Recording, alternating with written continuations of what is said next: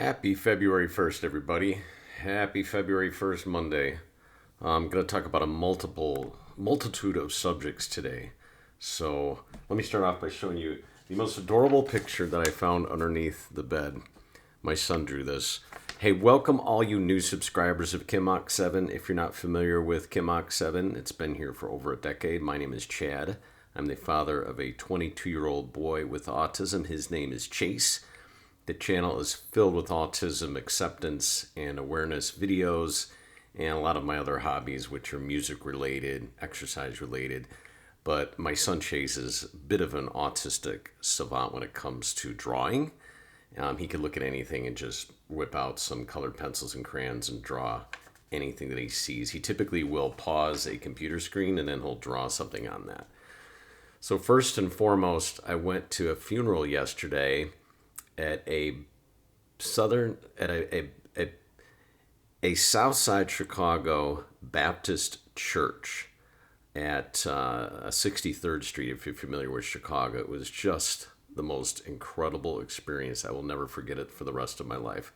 A 2-hour ceremony and celebration of life for an 87-year-old woman that birthed 8 children, and I lost count of how many children and grandchildren. But the numerous sermons up there said some profound things, and I'm kind of list off that kind of off the top of my head in memory here. Number one was to not hold on to anger and resentment and things that have got to you, that you really have to let it go, that life is so short and so precious, that forgiveness is so critically important throughout all aspects, chapters of your life. And the other message there was how precious life is, that you could be gone any second. And a lot of people have experienced that during the pandemic. Just so sad. And on that note, I'm going to kind of talk in code here. I myself am getting over the OM-NEE-KROM. I'll call it that, the OM-NEE-KROM. Got it on January 10th approximately, and tested positive 3 different times the last 3 weeks. So it's been crazy. Even though I felt better for the last 10 days, I keep testing positive. And I'd call my recovery about a 3-week recovery. Started out with all those crazy chills, coughs. I didn't have the fever, congestion. It felt like a really bad upper respiratory infection. And then it turned to a really bad sore throat for about 3 or 4 days. The worst sore throat that I can remember since I was a young lad. And I was taking all the Dayquil, the NyQuil, cough drops, and just trying to sleep it off really, and drink tons and tons of water. I did go to the doctor to get checked out eventually. That's where I got the first positive test. The rapid tests, by the way, were saying that I was negative. So don't trust those rapid tests at all. And that's what one of the ER doctors told me at the she's like, don't even. And then when you get the positive back, it doesn't say OM-NEE-KROM, it just says positive for you know what. I'm talking in code here because Google is set up to block and demonetize videos that talk about controversial subjects. So on that note, I got the first needle in March of last year, and then I never got any other shots after that. I'm not going to expand upon why that is the case, but that is the case. The other strange part about it is my wife got it in December, and we live close together every single day, and then I never got it. And then like 8 weeks later, 6 weeks later, I got it. It was so bizarre, and her symptoms were totally different than mine. So again, on the note of new subscribers, hey, I want you to check out my YouTube channel. I'm going to jump on it real quick here, and we're going to jump on some other subjects. But welcome to the channel. If you go to the main page here of the front of my channel, and you page down, this is the main page here. You could see the video here going a bit viral. Wrong, Greg Lockey, Autism's Not Demonic, You Are. I put that up about a week ago. I'm going to talk about that. But if you page down here, you'll see this playlist called This is Autism. There's a ton of great videos here. If you're not familiar with the channel, it was the source of a viral video going back about 5 years ago, of me and my son having a conversation called Autism Dad Conversations with Dad. You can still find it on the internet. Just Google search Autism Conversations with Dad. But check out all the other videos on my YouTube channel. I think you'll really like it. My son is not on those videos. He's been banned from YouTube.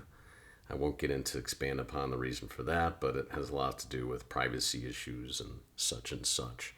So this Greg Locke video that I put up there, I called him Greg Locke for, if you're not familiar with that story, just search Greg Locke autism and you'll read about it. This is a very popular pastor down in Tennessee who gave a sermon, long sermon, but part of his sermon was talking about how, doctors are quick to diagnose autism, use the word autism, when really these children are possessed and demonic. And he was, reverting back to these old, literal Christian fundamental beliefs from the 15, 16, 17, 1800s. It's just so ridiculous and so crazy. So I had that video up, and all the comments have been very positive, but there's one comment down in the below here. I'm going to read it for you. It's definitely worthwhile to expose how absolutely ridiculous. So this gentleman said, "I watched this sermon. You're taking this all out of context," and this is what Greg Locke said as well. People should watch it and not just a clip. My response was, "Hey, anyone like you who thinks things were taken out of context, feel free to watch the entire sermon for yourself. Here's the YouTube video. You can watch the entire thing." About an hour in, Greg, the pastor, starts talking about how your doctor may call it autism, but the truth is your child may be demonized. And I wrote, "This was an uncommon belief centuries ago, and as recently as the early 1900s, some thought their children were possessed due to their symptoms of schizophrenia or autism. Greg Locke, whether purposely or not, communicated dangerous false stereotypes and misconceptions that have long been dispelled. If he spent just a day sitting in on classrooms at Easter Seals or other autism classrooms, he would have a real education that lives in reality year 2022. And isn't that the truth? I mean, doesn't that just say it all that, hey, dude, get some perspective, get some reality? I myself sat in on autism classrooms at Easter Seals for a number of years, and that taught me everything that I need to know about acceptance and awareness and understanding. It's just so ridiculous. So another person had responded. I just delete a lot of these responses. He was more angry that I mispronounced Pastor Greg Locke's name because it's actually pronounced Greg Locke. So here's this guy he worships, pastor, and this follower of his more concerned that I mispronounced his name than concerned that Greg Locke is preaching lies and hate and misconceptions and stereotypes. So friggin' ridiculous. So on to my next subject here. On Reddit, there are tons of people with autism on Reddit. I don't think I ever quite realized this. And what's interesting about it is you can read firsthand writings from somebody that lives with autism. And the subjects are all over the map. Just go to Reddit, search autism, and this is the page you will find. I joined it. It's got 153,000 members. And I'm just going to run down the page here. You could just, I don't know if you're familiar with Reddit. I don't use it a lot, but I'm going to try using it. Autism is caused by being incredibly stunningly gorgeous because if everyone else can invent wild, baseless theories about my autism, so can I. I'm going to read some of these. Like, here's an example, my daughter was diagnosed this morning with autism. Now what? My 2-year-old daughter was diagnosed with autism this morning. Every medical professional is pushing ABA therapy. I have read enough on here to know that's not the direction to go. I mean, here, I'm just going to stop right here because I will respond to this woman or this man. It's unbelievable. I am 100% pro ABA therapy. And I could talk about it for hours. I'll just say, without it, my son would very likely be non-conversational, have very little functional verbal language. He was nonverbal till age 7, and I credit all his ABA therapy to him speaking conversationally and answering questions now as an adult. And I say that because the number one responsibility of a parent is to try and prepare your child for what? For adulthood. And if that child could have some functional speech, some functional language, he or she is going to be so much better off in adulthood. So what else does this woman say on here? Or this man? I have been reading books about play-based floor time therapy, but I can't find anyone who offers that around me. Several months ago, I gave away all my family room furniture and turned the room into a sensory room. I work with her almost daily on things in my books. However, she needs more help. She's doing speech therapy and OT, but the speech therapist is awful. The therapist does ABA-like activities all the time. She even told me to cancel the evaluation because my daughter couldn't have autism since she doesn't flap and speech therapy can fix her anyways. How do I politely ask for a new therapist? What else can I do to help my daughter? She is not broken. She needs to be fixed. Da, da, da, da. Hey, I'll respond to that. Maybe I'll talk about it in another vlog. So going down the page here, what I find most interesting when I'm looking at this today is comments and writings from people with autism.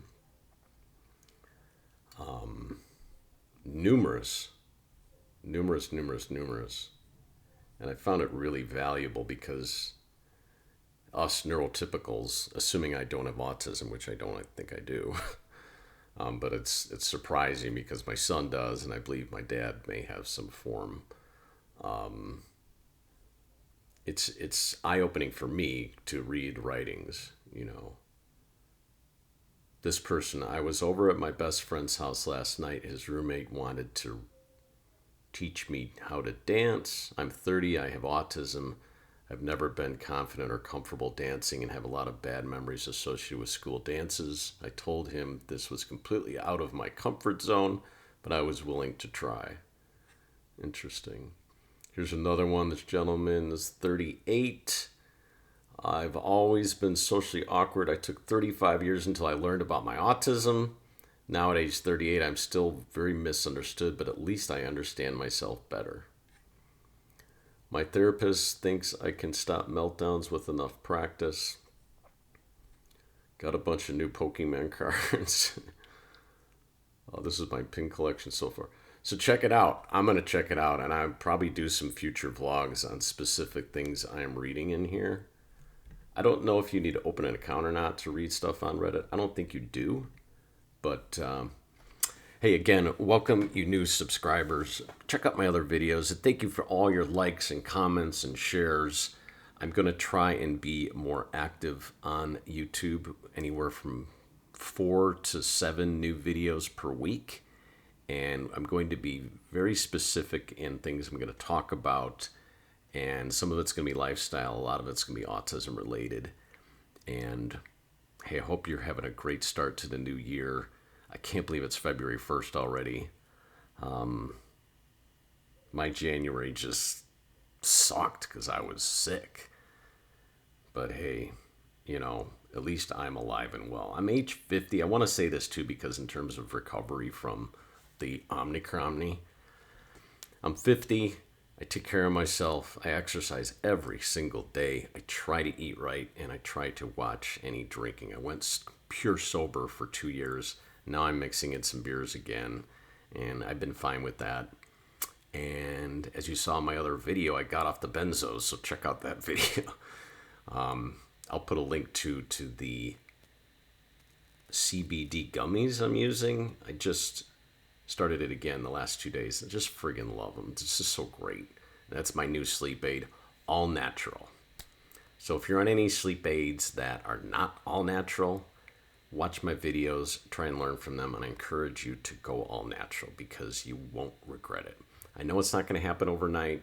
For me, it was a long periods, years to get into a whole different mode. Getting off benzos is really difficult. For me, it was probably easy because it was such a low dose for me. All right, enough with the ranting. I'll have some more videos coming out this week. If you like this video, please give it a thumbs up. Please like, please share. Best to you, your family, your loved ones, your son, your daughter, your mom, your dad, your grandparents, your coworkers, and everybody. I think 2022 is headed in the right direction in the good old United States of America. Take care. Best to you.